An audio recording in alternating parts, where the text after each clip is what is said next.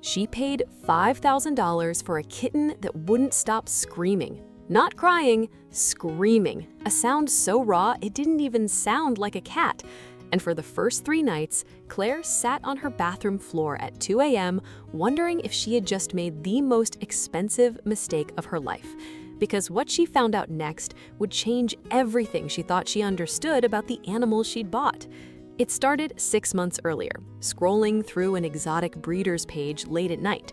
Savannah kittens, spotted like leopards, legs too long for their bodies, ears like satellite dishes, always turning, always listening.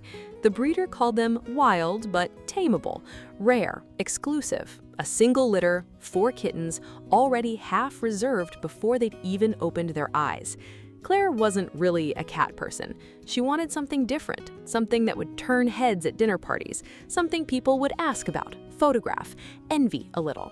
The breeder sent videos, 4 spotted kittens tumbling over each other in a plastic tub, golden fur, black rosettes, wild amber eyes that looked like they belonged in a different climate entirely.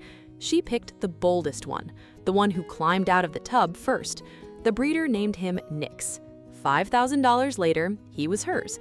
The paperwork called him an F3 Savannah, 3rd generation from a serval, mostly domestic by blood, the breeder promised, litter box trained, vet checked, ready for a real home. What the paperwork didn't say was that Nix had never spent one single night away from his littermates, not one. He'd slept every night of his life in a pile of siblings, warm bodies pressed against warm bodies, 4 hearts beating in rhythm in that same plastic tub. Claire drove him home in a small crate on the passenger seat. He didn't move the entire ride, didn't make a sound. She thought he was calm. He wasn't calm. He was frozen. The moment she opened the crate in her apartment, everything fell apart in the loudest way possible. Nix bolted straight under the couch and stayed there for 6 hours. When he finally came out, it wasn't to explore, it was to scream. Not meowing, screaming, high and broken, pacing the length of the living room wall over and over like he was searching for a door that used to be there and wasn't anymore. Claire tried everything: toys, warm milk, a weighted blanket shaped like a stuffed animal. Nothing worked. He'd scream for 20 minutes, go silent from exhaustion, then start again the second the apartment got quiet. She tried sleeping in the living room just to be near him. It didn't help. He screamed anyway, inches from her face, like her presence meant nothing at all. Her neighbor knocked on the wall twice that second night. By the 3rd, someone slid a note under her door asking if everything was all right in there. Claire didn't know how to answer that honestly. She started keeping a list on her phone. Things she'd tried, things that failed. A weighted blanket, a ticking clock wrapped in a towel, meant to mimic a heartbeat.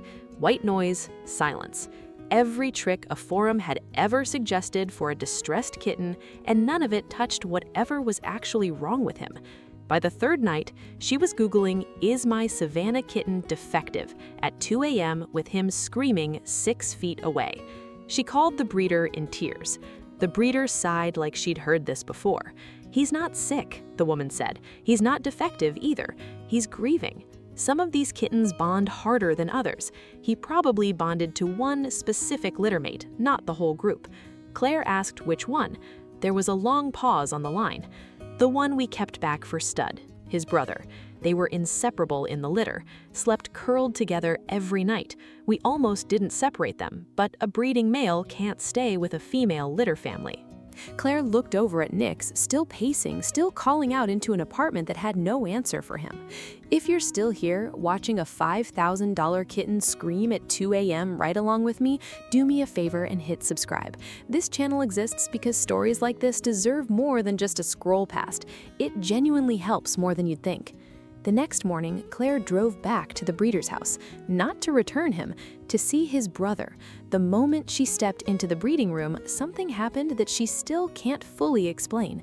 The remaining kitten, smaller, quieter, with a darker rosette pattern down his spine, walked straight to the front of his enclosure and pressed his face against the wire.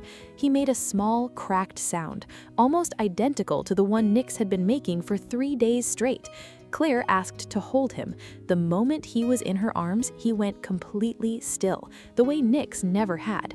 He pressed his face into her sweater and stopped making any sound at all. She called it instinct. She still isn't sure that's the right word. She drove home with 2 carriers instead of 1.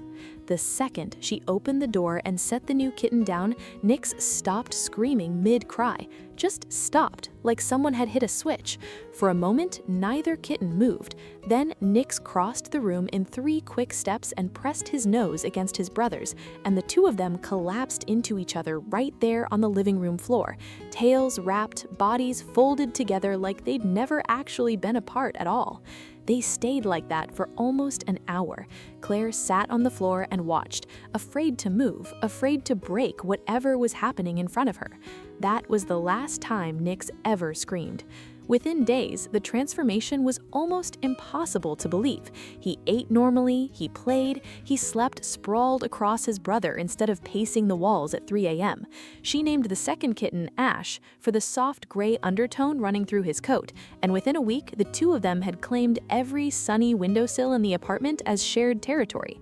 What Claire paid $5,000 for, she came to understand, was never really a wild trophy animal at all. It was half of something, a kitten who had been sold as a rare exotic status symbol when what he actually needed, the only thing he actually needed, was the one small body he'd slept beside every night of his short life.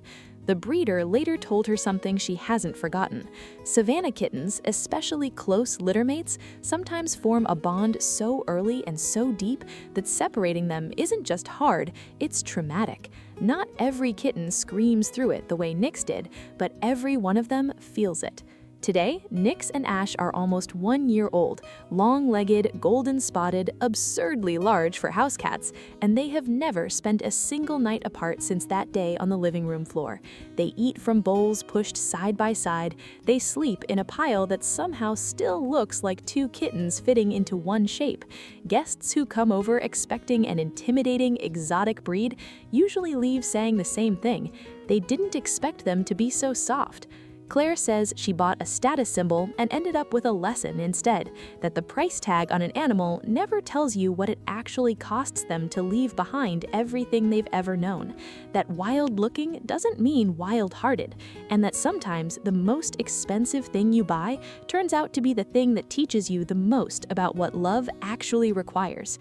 She kept the receipt from that day tucked in a drawer somewhere. She says she doesn't need to look at it.